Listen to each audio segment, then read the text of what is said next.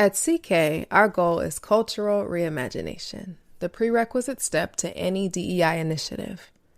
Cultural reimagination is the process of constructing a new container in which we work to build intentional community, engage in critical unlearning, embrace radical reeducation, and then reimagine a racially equitable future. Community, as long as I have been a leader, my professional life has mirrored my personal life. Typically speaking, this occurs in some deeply inconvenient, but critically important way. There's always a dually applicable lesson to be learned. Exercising vulnerability is a profound challenge for me, especially as it relates to matters of the heart, love, relationships. Many people wear their heart on their sleeve. For a long time, I didn't even carry mine on my person. Because of my lived experiences, I value my independence above almost everything. It means, however, that closeness with others can be tough for me. Here's where we tend to get ourselves in trouble, myself included. We get hung up on what we don't yet know and what we can't yet conceptualize, and we decide to remain in the container that is most familiar. We do this not because it propels us to where we want to be, but simply because we know it best. Over the last week, I have had the opportunity to reconsider the container that I want to hold me as I reimagine my relationship with vulnerability. Please believe this was not without internal battles. It was a cycle of feeling myself almost releasing, almost speaking a deep truth, almost being radically honest, and then retreating.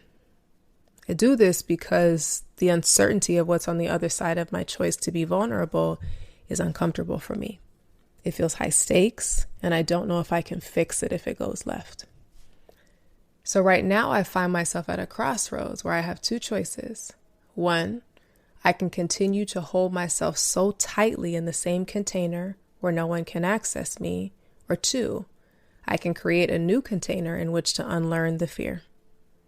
I have no idea where I will end up because I chose to be vulnerable. I do know, however, that I'm headed in the direction of love and liberation. Finally, I'm so proud of that. That's my confession. Now, here's the connection. CK's logo is a dandelion, the white fluffy one you can make wishes on. This symbol was chosen with great intention because of the things that dandelions teach us. When I make a wish on a dandelion, which I do as often as I can't actually get the seeds to fly without creating some type of disruption. The kinesis doesn't happen without it. Now, disruption often has a negative connotation, and it really shouldn't. It is simply a break or interruption in the normal course or continuation of some activity. When we ignore the disruption and we refuse to move from a container that is too small for us, we disrespect the selves that we are becoming. We position ourselves as enemies to our own liberation in Kinesis, and this impacts our organizations as well. As much as we may want to know what is on the other side of our actions, we likely won't know from the outset. We are reimagining our culture as more expansive, more liberated. This is the nature of cultural reimagination. To be liberated is to be free from the traditional.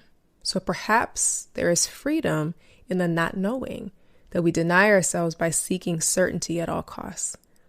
All we actually need to know is the directionality of our motion and to trust that the seeds will land in fertile soil with full sun.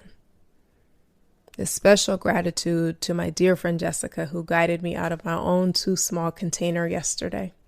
She reminded me that I have the power to reimagine myself, not beholden to this particular fear.